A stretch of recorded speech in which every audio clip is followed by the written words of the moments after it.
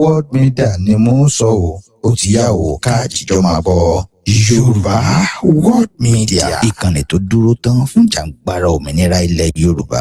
Yoruba World Media, ìkànnì tó ń gbẹnu ọmọ Yorùbá sọ̀rọ̀ fún òmìnira ilẹ̀ wa. Yoruba World Media, ìkànnì tó ń sọ̀rọ̀ sókè fún òmìnira ìran aládé gbogbo. Yoruba World Media lórí YouTube, Twitter, Instagram, Facebook àti bẹ́ẹ̀ bẹ́ẹ̀ lọ. Yoruba World Media, láti darapọ̀ mọ́ wa tàbí tẹ́ ẹ bá fẹ́ bá wa dòwò pọ̀ ní Yoruba World Media, ẹ kàn sí wa lórí www.yorubaworldmedia.com tàbí kẹ́ fi àtẹ̀jíṣẹ́ ṣọwọ́ sí wa látòrí ímeèlì wa info@yorubaworldmedia.com. Yoruba World Media, ìkànnì tó ń ṣojú ọmọ Yorùbá jákèjádò àgbáyé.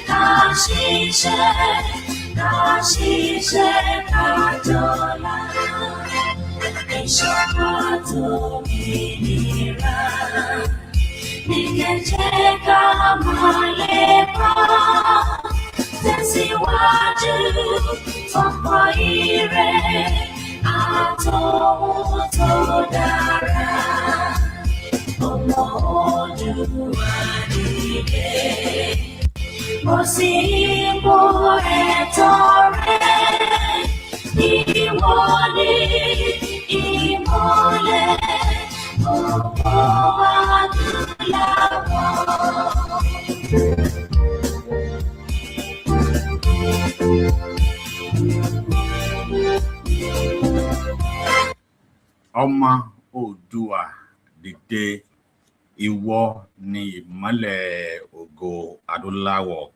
We greet you to our new episode today on 1988 British-Yorubaland Treaty. Last week we discussed about the importance of these treaties and why the British still keeping us together as one Nigeria. Since the Yoruba have the treaty signed by Aláàfin of Ọ̀yọ́ with their British government during the colonization era. So this treaty, it is most important for Yoruba people, son and daughter, to understand what this treaty means. But in order for us to understand this treaty, we need to deeply go into details so that every one of us will understand what this treaty is all about, the importance of the treaties, the merit, and why the Yoruba people should focus on this treaty. And even though we heard that there is a case in court concerning this treaty, that the British must follow this treaty that was signed in 1888. Today, our father is on the program with us that will give us the details about this treaty. We all know our father have been doing well concerning the Yoruba people. Babawa Dr.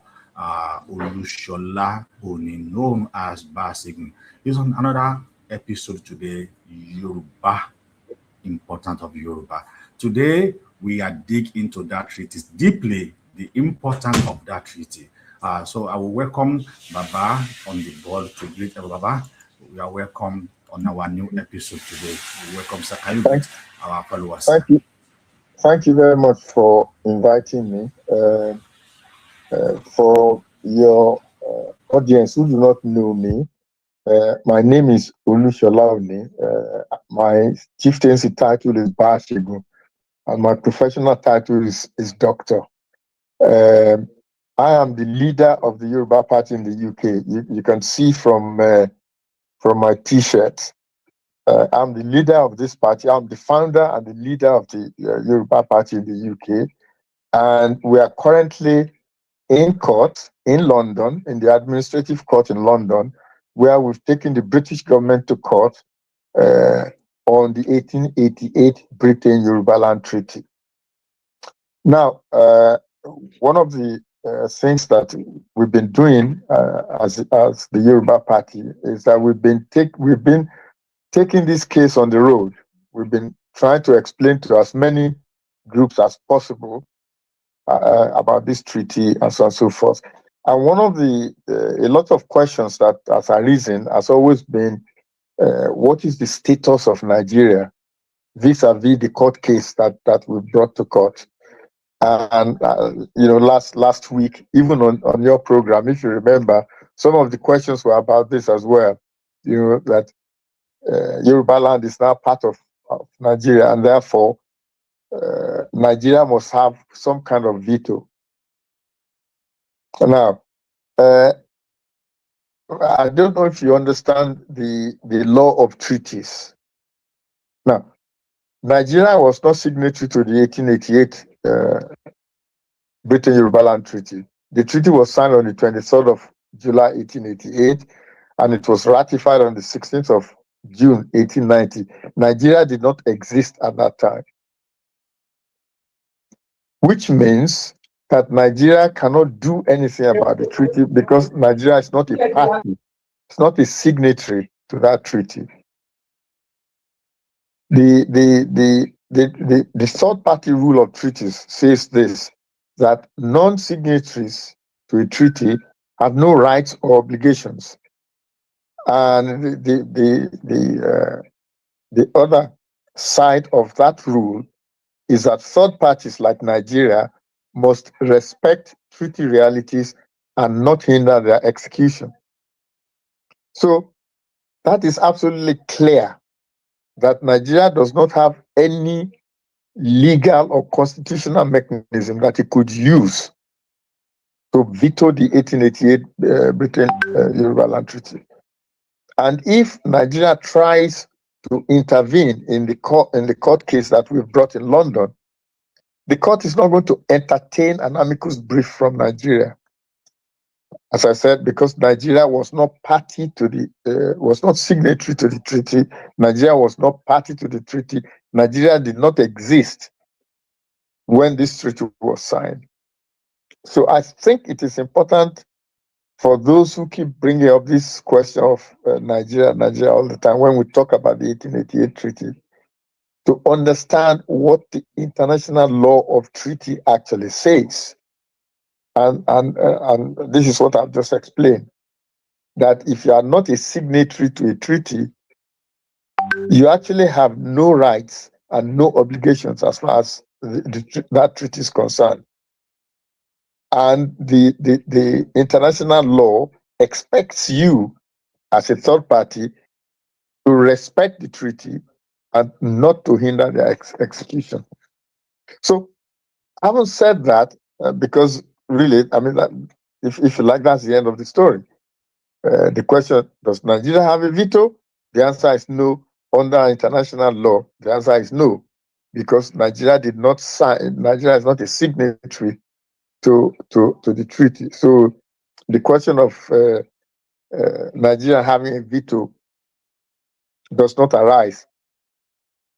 But I think there are other things that I think it's important for us to explore. One of the first interesting things, so when we are talking about veto, Nigeria has to have an interest before it could be thinking about veto. So if we start with the 1999 Constitution, that Constitution does not mention the word Yoruba or Yoruba land at all.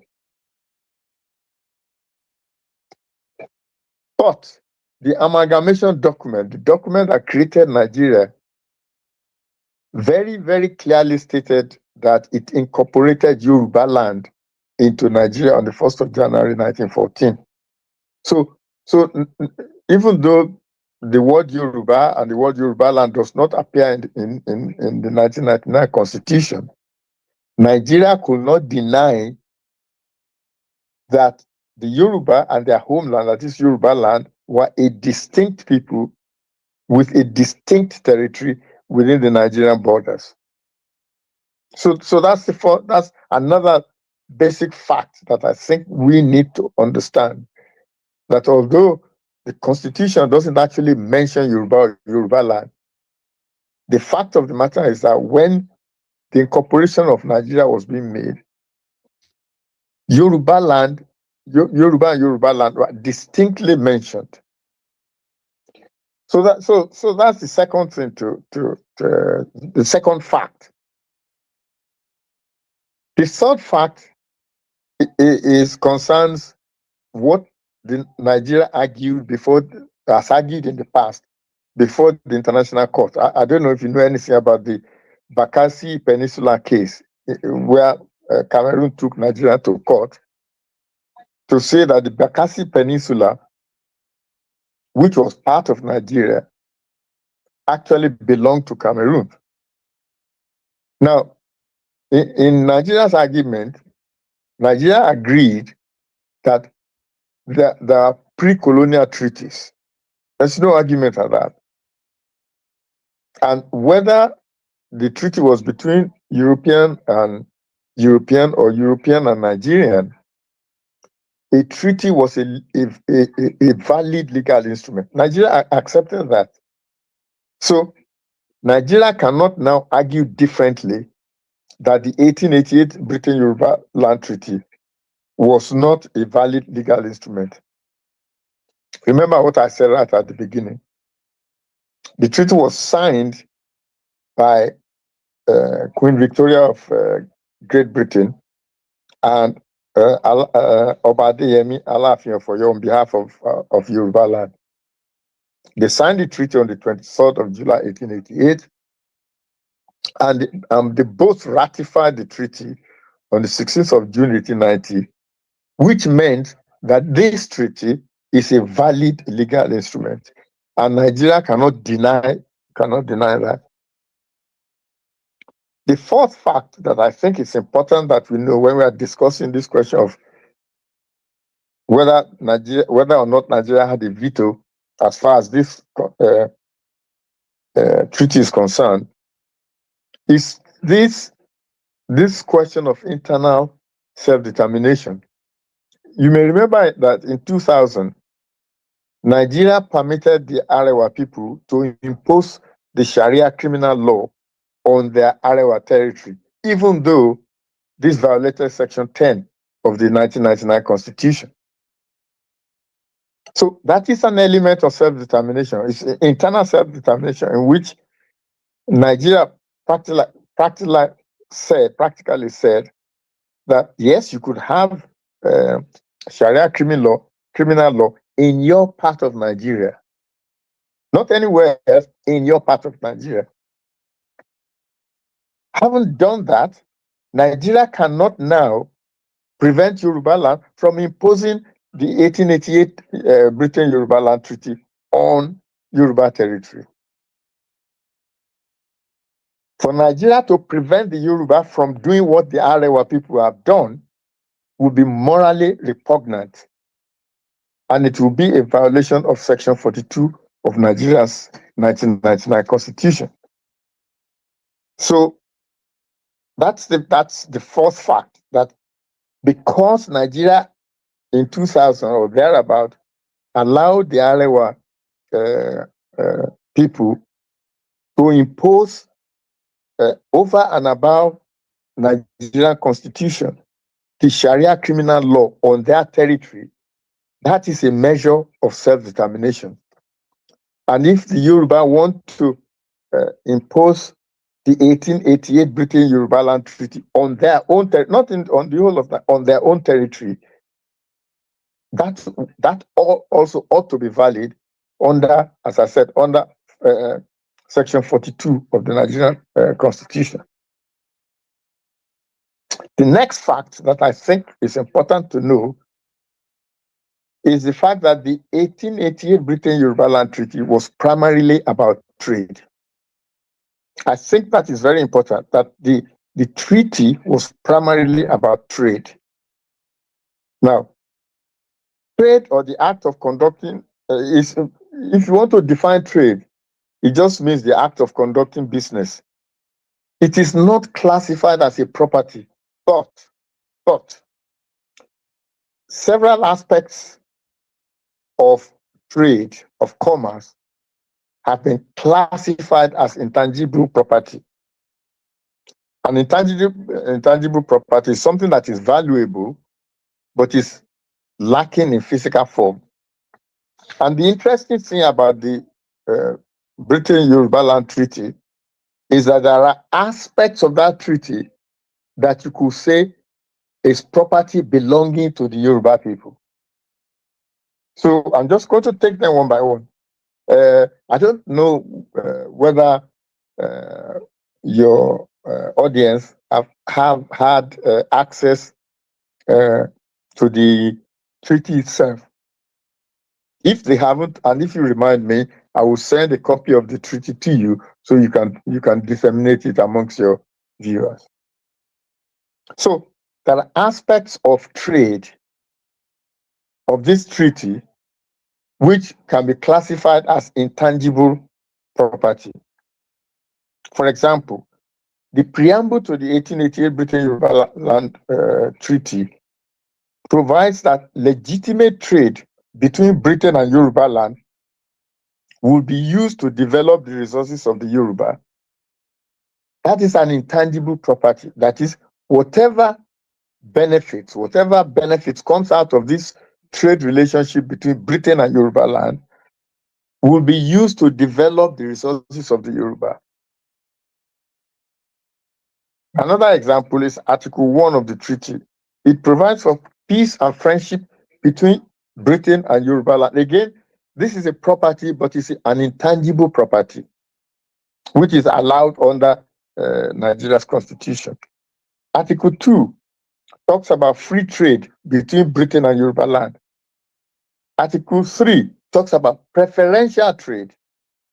Article 4 allows the Yoruba people to impose tariffs on goods from Britain.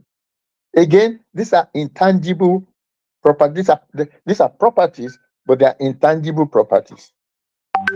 Article 5 says that any disputes and differences between Britain and Yorubaland had to be settled by arbitration. Again, intangible property. And Article 8, of course, provides a quid pro quo. Again, an intangible property. So if the Yoruba say this treaty, we want it to be implemented in our own area of Nigeria, because the trade, the elements of trade, is actually property that belongs to the Yoruba people. So I've outlined the bit of the treaty that is actually proprietary, that is property belonging to the Yoruba people. Let's just look at, so we've talked about facts now. Let us now look about laws. Although I'm not a lawyer, I have qualifications in law, so sometimes I'm able to interpret law. Now, so if we look at Nigeria's trade laws, the Nigerian trade laws are concerned mainly with import and export control, with protective measures, with international commitments, and with the promotion of local content. So the relevant articles of the Britain-Yorubaland Treaty, the relevant bits that I quoted as property before, they do not in any way conflict with Nigeria's laws. There's no conflict between the ownership of the property, of the properties, the intangible property that I've just been talking about, and Nigeria's laws. There's no conflict. So the first section that is relevant, the first section of the Nigerian 1999 Constitution that is relevant is section 12(1). This section of the Constitution is about the domestication of treaty. What it says is that before any treaty becomes law of Nigeria, it's got to be passed by the National Assembly.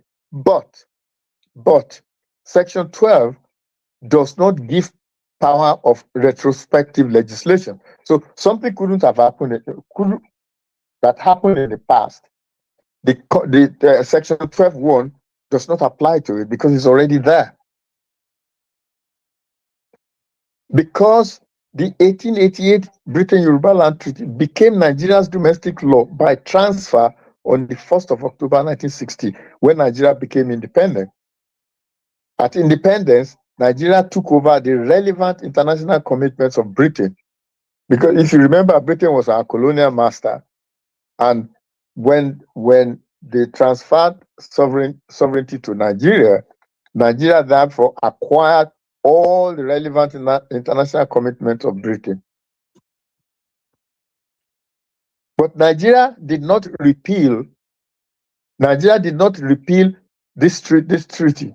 And I'm not even sure that Nigeria repealed any treaty that was passed off from Britain to Yoruba land.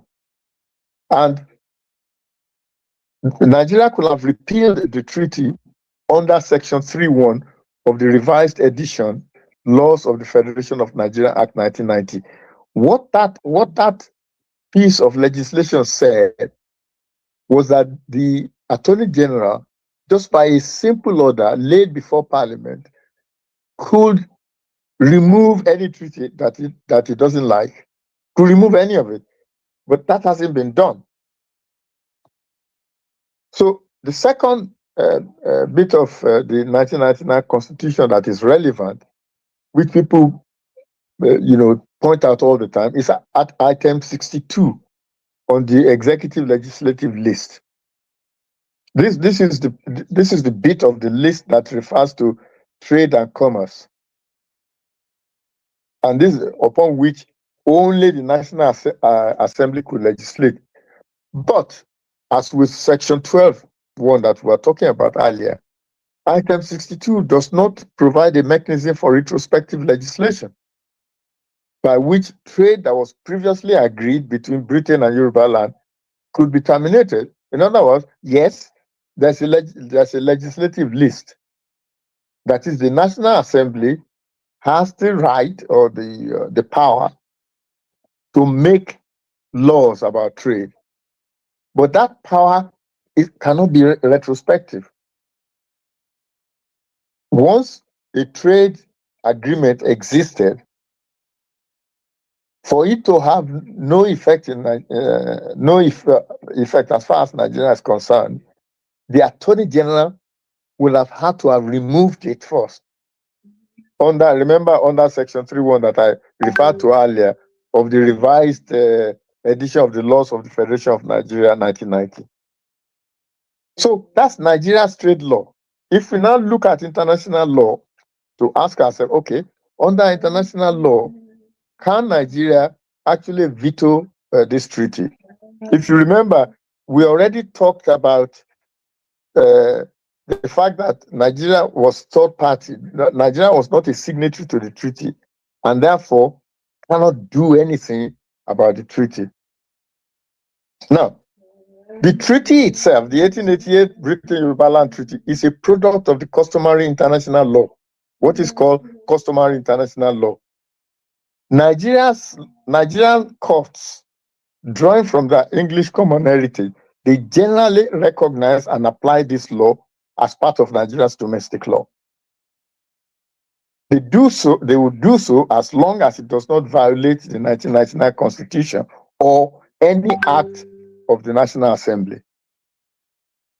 There are no aspects of the 1888 Britain-Yorubaland Treaty that violated or has violated these constitutional requirements. The treaty is a product of customary international law. It is a law that is generally recognized and applied in Nigeria as if it was domestic law. But there are no aspects of the treaty that we are talking about that violates the 1999 Constitution. Remember, I talked about Section 12.1 and item 62 of the legislative list. Again, which is part of the thing that I said before, and this bit is important, and I will conclude with this bit. It is this: that the 1888 Britain-Yorubaland Treaty could also be viewed from the lens of the Vienna Convention. I'm sure most of you know the Vienna Convention on the Law of Treaties. And the reason why it's particularly important for us as Nigerians, as Yoruba people, is that Justice Elias, I don't know how many of you have heard of him. He was a justice of Nigeria. He was the president of the International Court of Justice, Justice Elias of Nigeria. And as president of ICJ, he was a key figure in negotiating the law of treaties. There was something called a package deal when they were doing the negotiation. And the idea that Elias had then was that he wanted the law of treaties to be applicable to everybody, to every country, and to be the bedrock of the modern treaty law. It's fascinating if you read the genesis, how the law of treaties came about, to read the contribution of Justice Elias. That would it'll make you proud of our judiciary in those days. Now, if we just leave the contribution of Justice Elias aside, the fact of the matter is that Nigeria as a country accepts the principle of the international law of treaties. And Nigeria regards it as standard international practice. And it agrees with what I said right at the beginning, that if you are not a signatory to a treaty, that treaty did not create obligations and rights for you. This is the third party rule. So, as non-signatory to the 1888 Britain-Yorubaland Treaty, Nigeria does not possess the capacity to veto the implementation of the treaty. I'm going to stop there so I can allow any questions that might arise. I've deliberately tried to make this as short as I could, so that I could, because the last time it appeared that there are some people still waiting for their questions to be answered. So I'm prepared to answer any questions. I've got my pen. I've got my pen ready. Thank you very much for giving me the opportunity of talking to your audience. Thank you.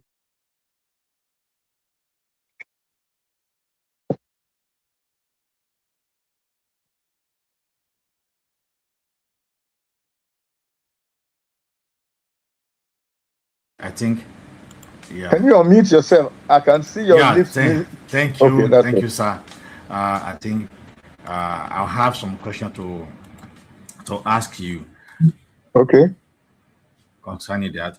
On the first question, you said that Nigeria was not signatory to the treaty, and which is me, during that treaty, Nigerian is not exist. But why Yoruba still find, why we still find ourselves matched to Nigeria during the 1914 amalgamation?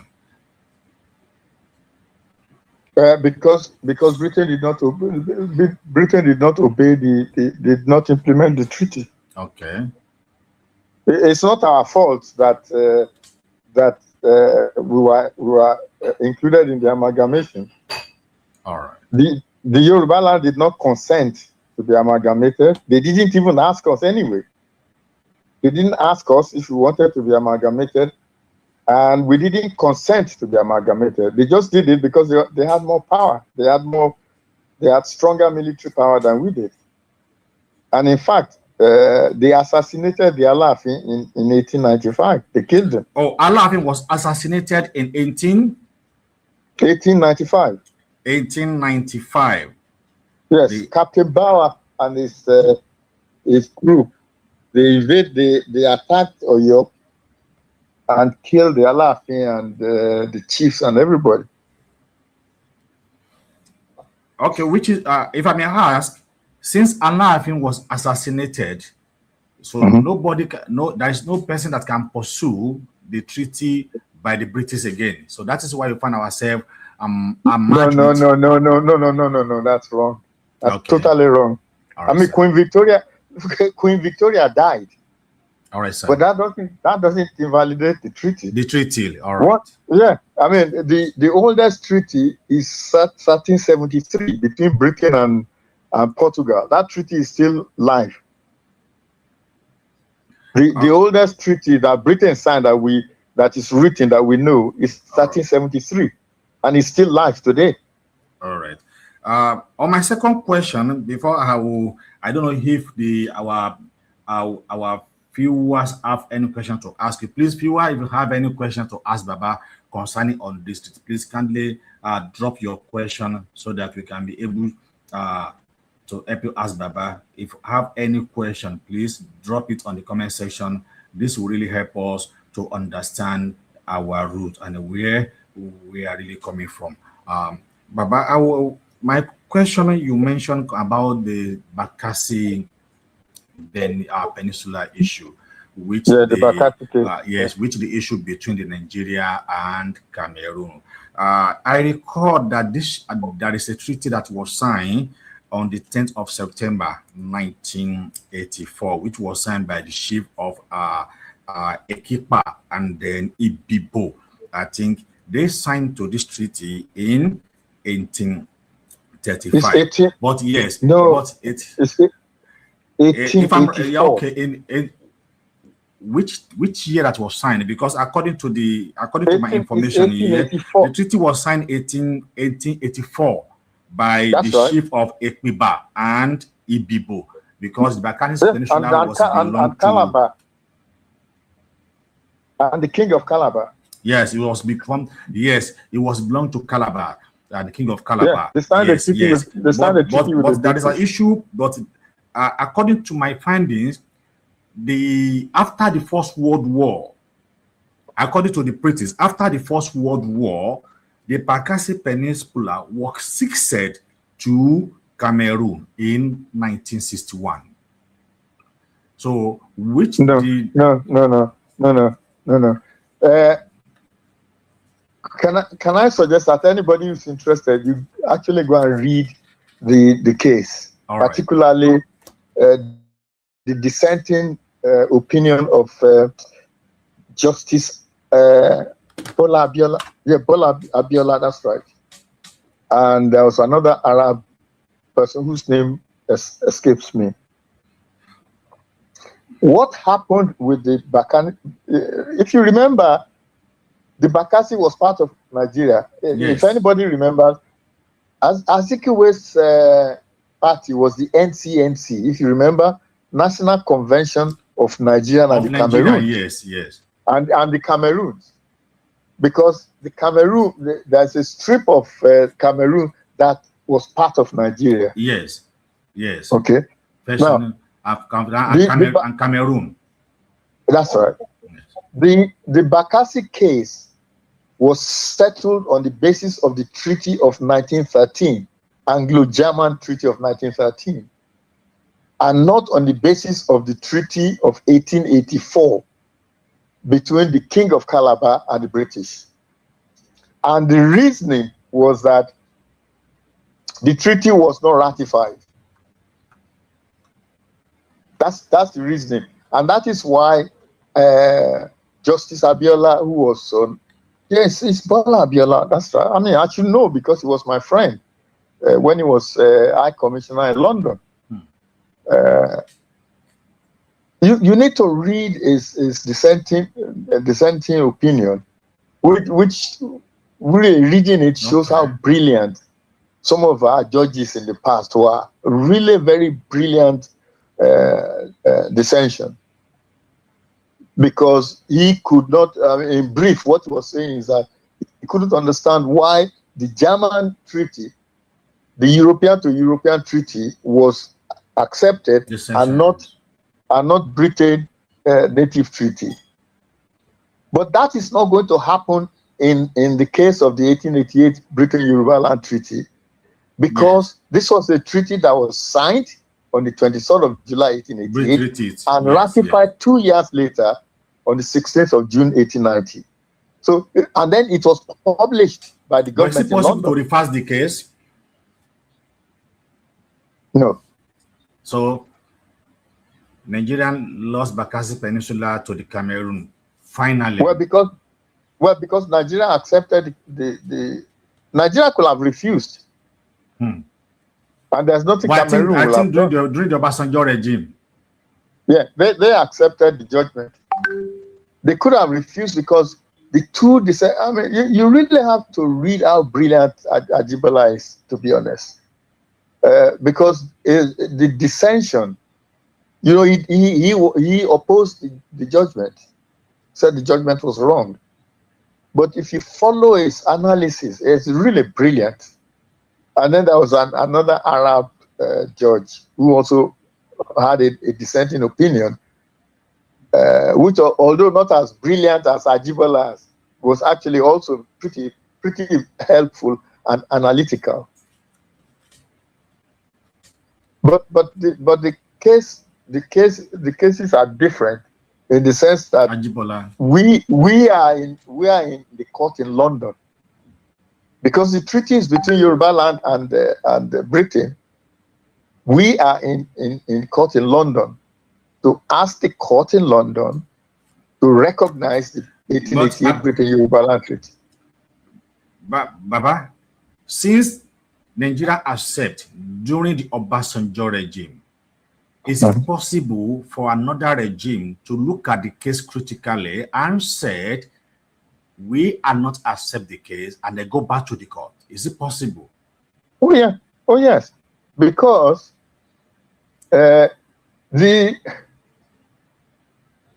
it's possible, but don't quote me. Remember, I told you I'm not a lawyer, although I have qualifications in law. The only case that I can think of that repeatedly came to court is the Chagos Island. You know, the Chagos Island, you probably, Diego Garcia, they've been to ICJ, I think, 2 or 3 times, using different aspects of law. I think in one they were talking about human rights. You see, you cannot attack the judgment the way it is because there is no appeal. Aspect of the law. But you can attack it from another. For example, you can attack it from maritime law. So Nigeria could say, we want to revive this case on the basis of maritime law. What they did before was look at the sovereignty. They were looking at sovereignty. Where did the sovereignty of the Bakassi belong to? Yeah.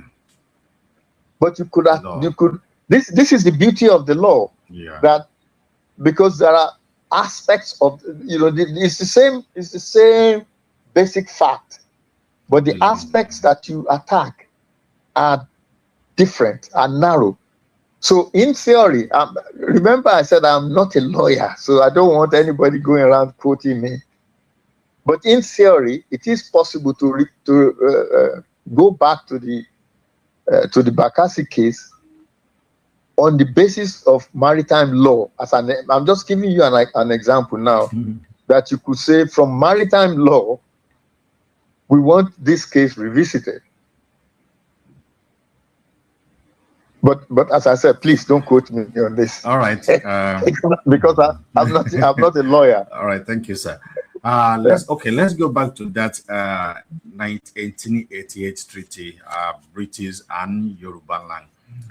On that treaty, what are the merits for Yorubaland on that treaty that is so important that the British government should look at the treaty and make it to come to the pass? It was signed by our father, Alaafin Oyo. Because if there is nothing that we need to gain from it, why are we still pursuing that treaty? Why are still eager to mandate the British, to implement the treaty? Okay. That is another topic entirely, but I'm going to deal with it. Okay, maybe because no, your time. Okay, I'm going to deal with it briefly. The bridge. Okay, maybe by next week then we can dig to deep. This week is going to be my final week of broadcasting. I'm not available next week for a different reason. Now, the Yoruba land had a legal relationship with Britain. All right. The 1888 Britain-Yorubaland Treaty is the document of that legal relationship. Okay? Britain does not have a legal relationship with Nigeria. Although Britain amalgamated Nigeria and then became the colonial masters, there's actually no legal relationship at all between Britain and Nigeria.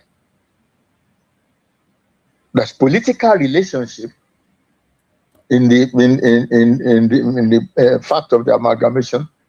There's political relationship in terms of colonialism, which actually, by the way, is unlawful. To colonize anybody is actually unlawful, but that's an aside. What is important about this case, which is different from any other treaties that I've looked at in West Africa, is the fact that Britain decided that they were going to have a legal relationship with Yoruba land. So this entire treaty that we are talking about established a legal relationship between Yoruba land and Britain. And in Article 8 of the treaty, which is the quid pro quo article, it made the treaty contractual. That is, there's almost like a contract between Britain and Yoruba land. And what we have gone to court to do is this. We've gone to court to say Britain made certain promises in that treaty. Britain has now frustrated those promises. We want the court to force the government of the United Kingdom to implement the terms of that treaty. Now, we don't know how the judgment is going to go. We shall see.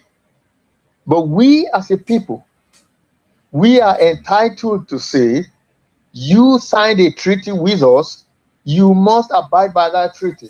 Remember, Britain signs treaty with all sorts of people. They signed treaty with Europe, with European countries, with China, with America. They obey those treaties.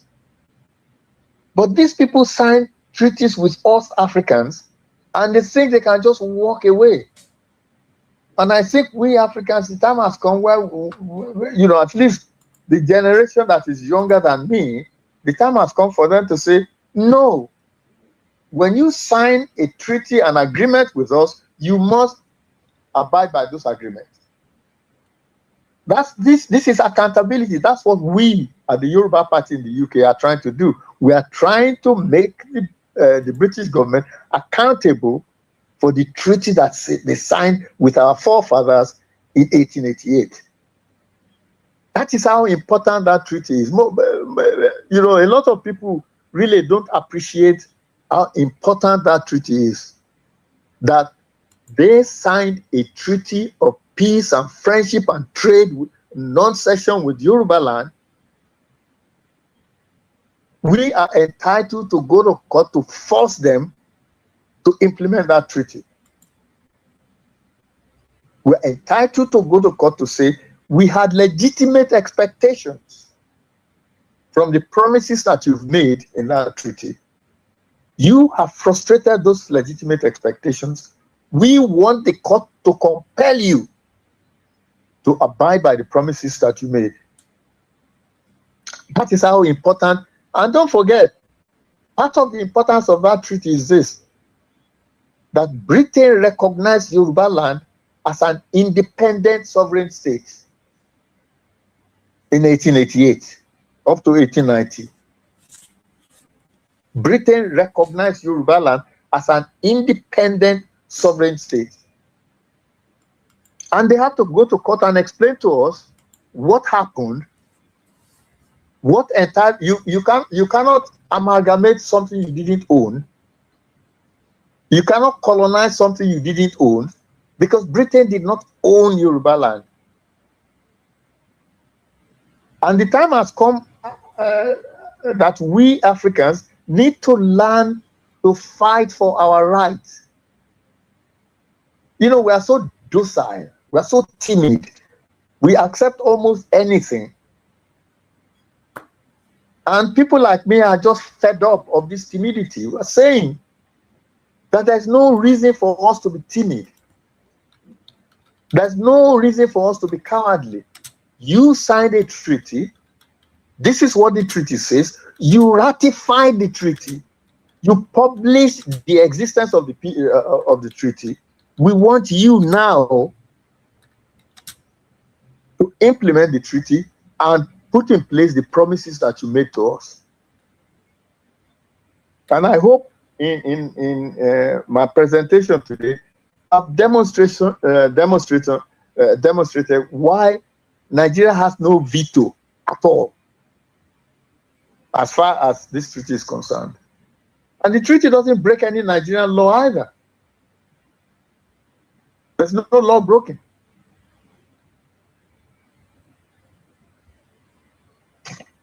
Well, we've got 5 more minutes. If anybody else has any questions. Yes, you have just 5 more minutes.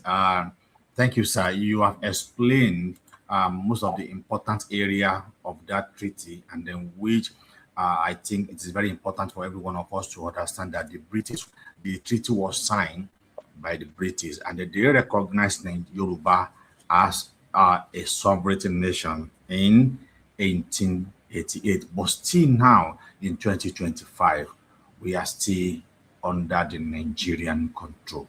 And the reason why the treaty must be looked at it and then it must be implemented, it is because Yoruba was recognized as a sovereign nation, and the British need to explain this. And then that's the reason why the Yoruba party in UK are working seriously to make sure that the treaty is being looked at it, and then it is come to pass. So the reason why the Yoruba party was created in UK is for formidable effort of all the Yoruba sons and daughters.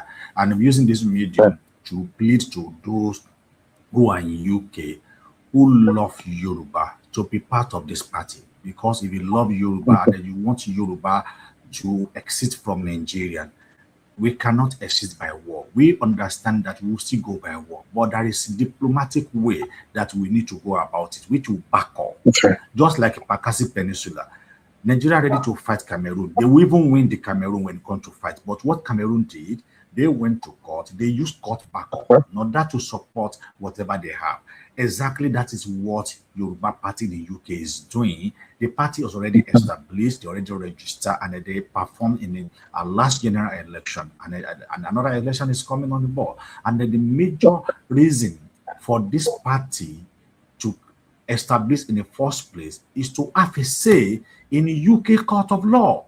Because without joining them, you cannot participate. That is the main reason this Yoruba party was created. Please, thank you. Exactly. Who are in UK, it is high time now to understand the reason why Yoruba party in UK is being created from the source, not to join the politics, not to have an ego, or not to be I'm the one or you are the one, but to pursue the case that belongs to you and I as a Yoruba person, in order to exit from that Nigeria, in order to break the chain that still bind us with Nigeria. And you can see how Baba explained that in order to fight the British, in order to be the part of those who have a say in British, you must be the politics, you must be among those who are making the law.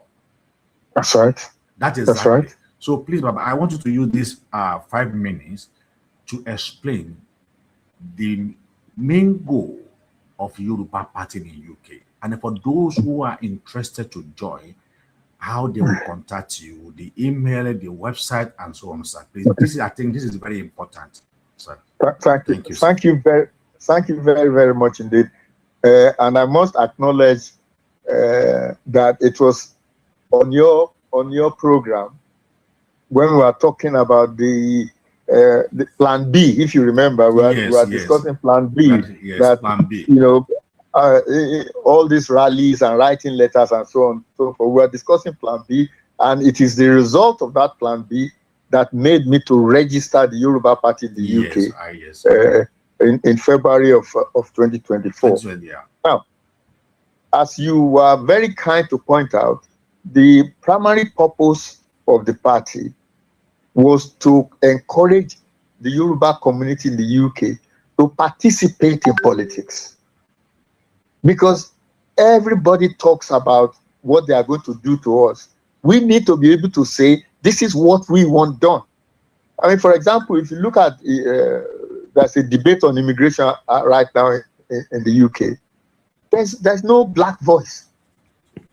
Everybody is talking over our heads as if as if immigration into Britain is illegal. They were the ones who came to us. We didn't come to them. They came to colonize us. They came to disrupt our lives.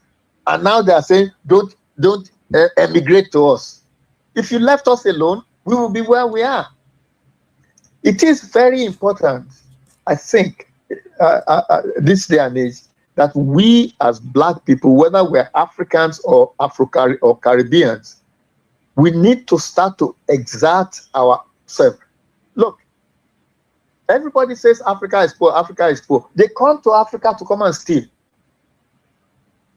Can you steal from somebody who is poor? Huh? Can you steal from somebody who is poor? No. So No, you can't. Exactly. You only steal from rich people. So that's what we are trying to make our people to be strong enough, to be courageous enough to fight for their own rights, not to keep quiet and just let everybody, like I said I've been here for 50 years. Like I said to a lot of people, don't deceive yourself when you keep saying, I'm going home, I'm going home. Most of you will never go home. This is your home. You have to fight for your right here. You've got to take part in everything, whether politics, whether socio-economic, whatever it is, because this is where you live. Because none of us knows when we are going to die. So you can't keep thinking the future, and today you just peg it one day and you are dead. So the purpose of the party is to encourage our people to participate. I mean, the local government elections are coming up on the 7th of May, 2026. We are looking for people who are going to stand at that election. The Yoruba Party will back them. We will provide literature, we provide encouragement, we do everything to help you if you wish to stand election. And local council election is relatively easy because it doesn't cost you anything. All you have to do is make an application and knock on doors. That's it. So if we are looking for people to join us. If you want to join us, if you go to www.yorubapartyuk.org, you will see a lot of the things I'm talking about now, and also, how to join the party, how to donate. Because, for example, for this court case, we need £50,000.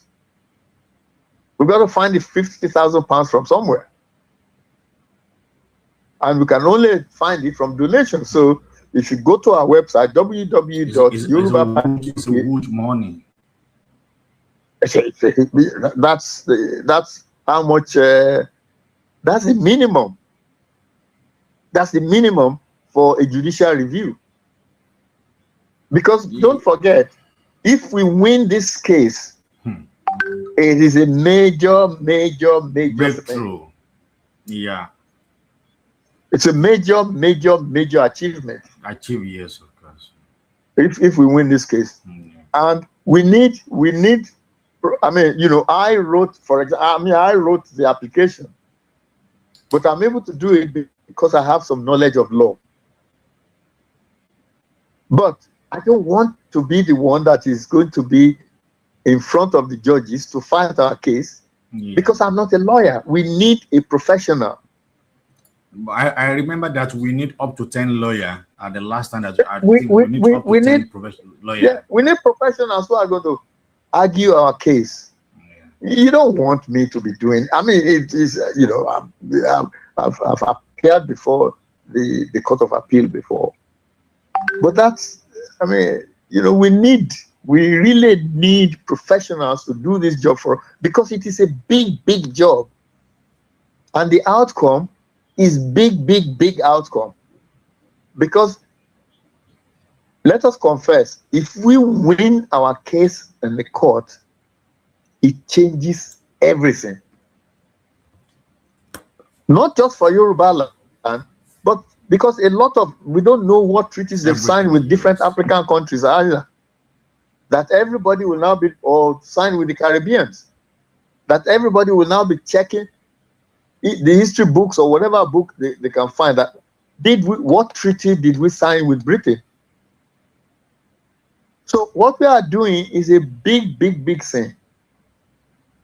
And it will, you know, it's to the advantage of every one of us, Yoruba, every one of us. This is to our advantage to fight this case.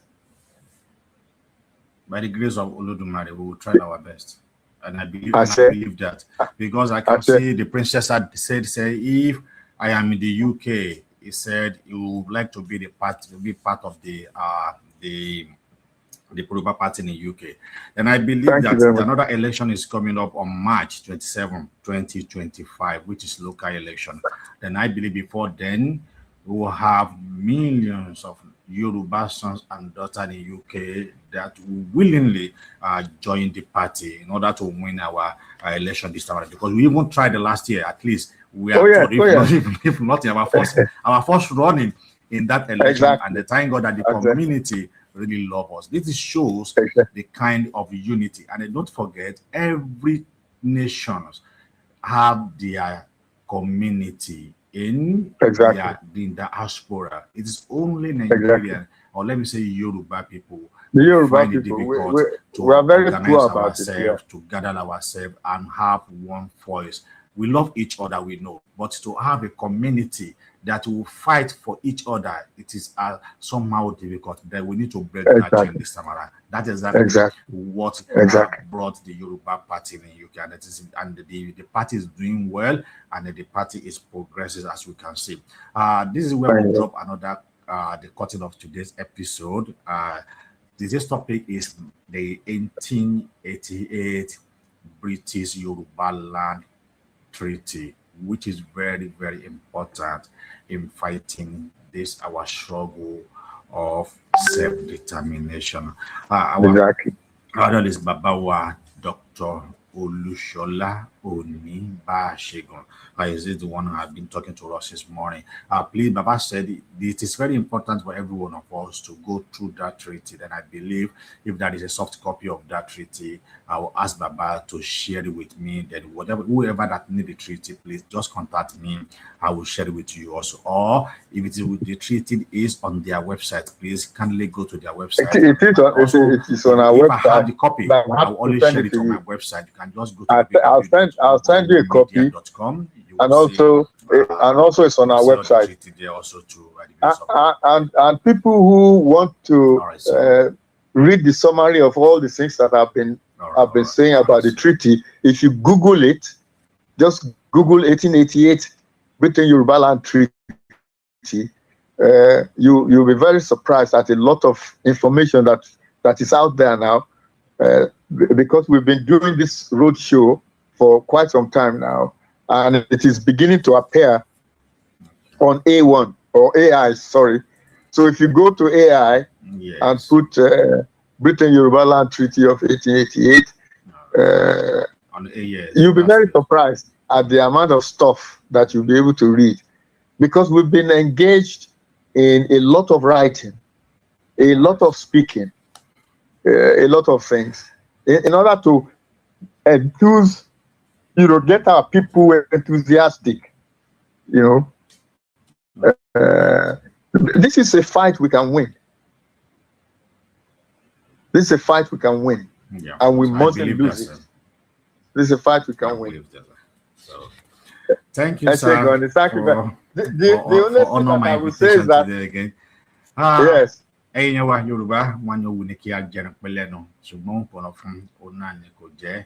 Baba has been telling us the major important about this treaty and the person of Babawa Olushola Oni to Guamosi Ba Shegun Agbaje Indesa Ọlọ́run á jẹ́ kí ẹ pẹ́ fún wa.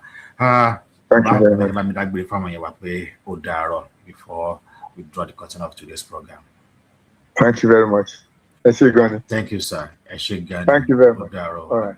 Okay, this is where we draw the curtain of today's program. We have been discussing for that month now concerning the Yoruba British Treaty, which is very important for every one of us to understand. The reason why we are fighting for this cause is to liberate Yoruba people, is to liberate Yoruba nation, is to exit from the so-called Nigeria. And we cannot do this alone without the proper procedure, which we call diplomatic. And then this treaty, which was signed by Alaafin of Oyo in 1880, the treaty recognized the Yoruba people as a sovereign nation, which gives us the ultimate authority or power to take the British to the court and make sure that they establish and they implement and they pass that law into pass, so that we can be able to have our own nation, whereby we will have rest of mind. Nobody is ready to kill us the way things is doing. You can see what is happening in Yoruba land today. It is so pathetic that the issue on ground concerning the Fulani issue have derailed, have reckless our leaders, our hobars, that they cannot even do anything. I saw a video today whereby the king doesn't even have a power over his own community. They arrested Fulani and they called them from Abuja. Then they should release them with immediate effect in our own land, in our own state. Things is not easy at all. Yoruba are facing a lot of challenges that we need to work together to fight this cause at once. The only way we can fight it is to have the treaties in our hand and then in a favor to Yoruba people. Please, those who are living in UK, please join the Yoruba Party in UK. Yoruba Party in UK established or created in order to fight for Yoruba people, not for ordinary party. Not for just ordinary party. The aim and objective of this party is to fight for Yoruba people and even to fight for our homeland. And when this party achieve their aims, every one of us will be at rest, even though we even force ourselves to go back home, because the party have a focus. And then don't forget, Ba Shego is the only one who took some state to court that they should stop election in Nigeria, that we are not part of Nigeria.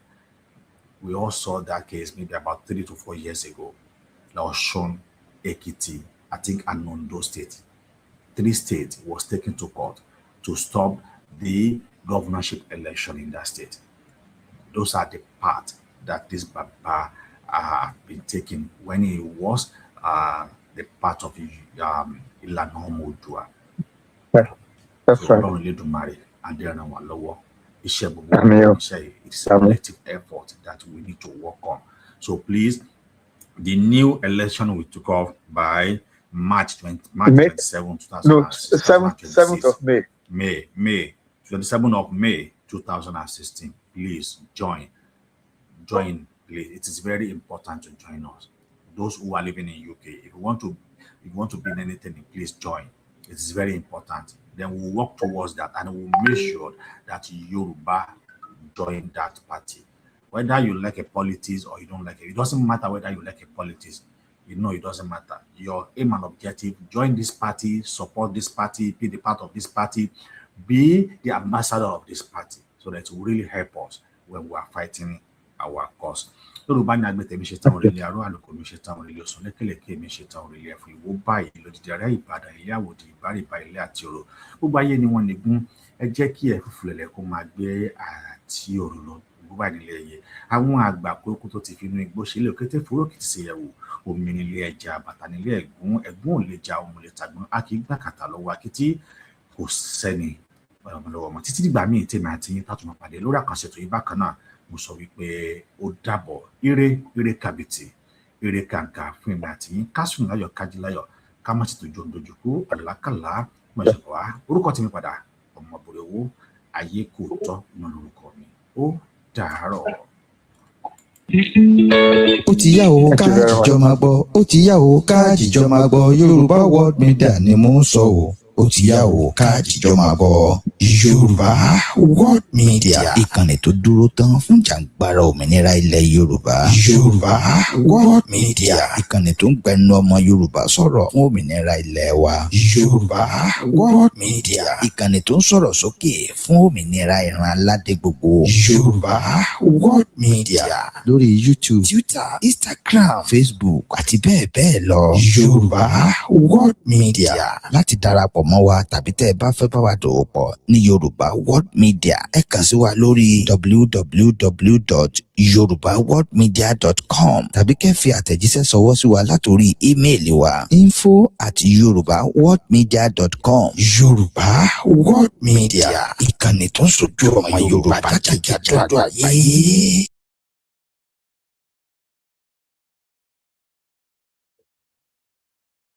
Hello.